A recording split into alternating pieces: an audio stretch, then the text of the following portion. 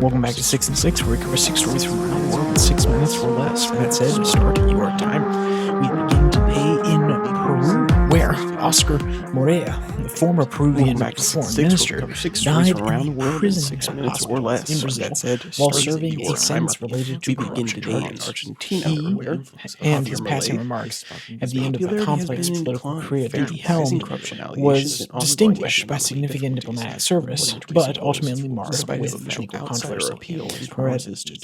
Mortuez, the death has prompted reflection on his legacy, highlighting the nuanced nature of his contributions to Peruvian politics and international diplomacy. From Reuters, quote, his death has stirred a complex emotional response from those across the political spectrum in Peru, reflecting on his intricate legacy that melds significant public service with pungent controversy. With that, we switch across the Atlantic to Tunisia, where courts have upheld increased jail terms for prominent political opponents of President Kais Saied, signaling growing concern about judicial independence. The decision reflects Saied's ongoing consolidation of power since dissolving parliament in July 2021, which has raised international alarm about potential democratic backsliding. These court verdicts are widely perceived as politically motivated actions designed to suppress dissident and strengthen presidential control over state institutions. From Reuters, quote,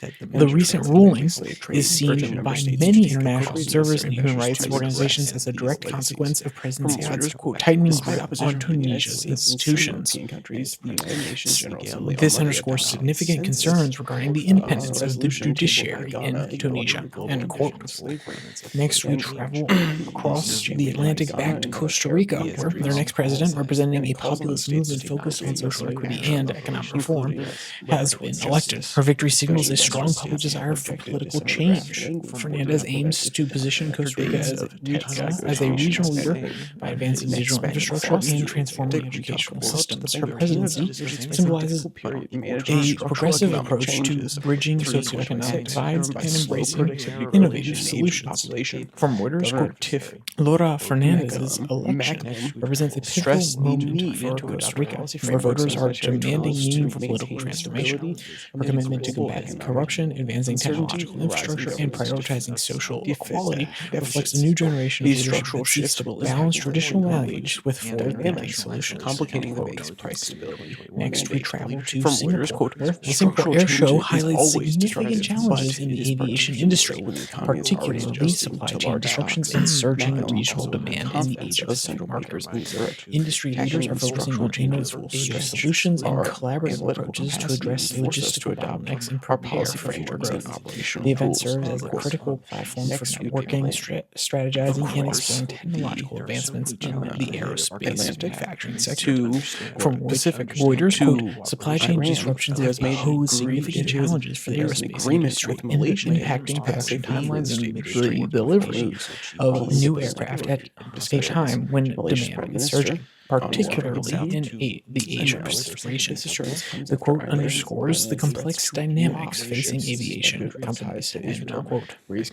Next, we travel south to Australia, where the Australian Open Men's Singles Tournament has a rich history of showcasing exceptional tennis players on Melbourne's hard courts. From Reuters, quote, over the years, the Australian Open has served as a critical stage for up-and-coming talent to make their mark, while also solidifying the dominance of well-established players.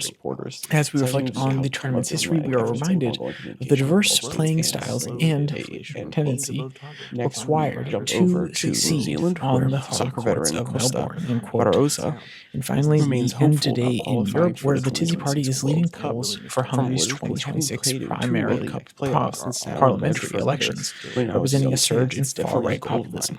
Their nationalistic and anti-immigrant platform has gained significant support, potentially signaling a major shift in Hungary's political landscape. The party's rising popularity reflects broader European trends of right-wing political movements gaining momentum. From Reuters, quote, "It's about time Hungary takes control of its destiny without external dictates," said one Tisy Party supporter. Quote, "We need leaders who are truly representative of Hungarian people and their values."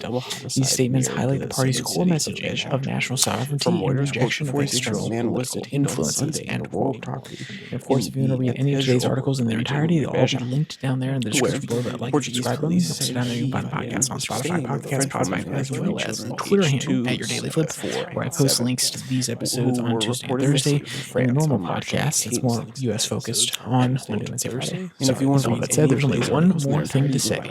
Stay safe, don't die. Stay safe. Find the podcast on Spotify, Pocket Cast, Podvine, as well as the Twitter handle at Your Daily Flip, where I post links to these episodes every Tuesday and Thursday.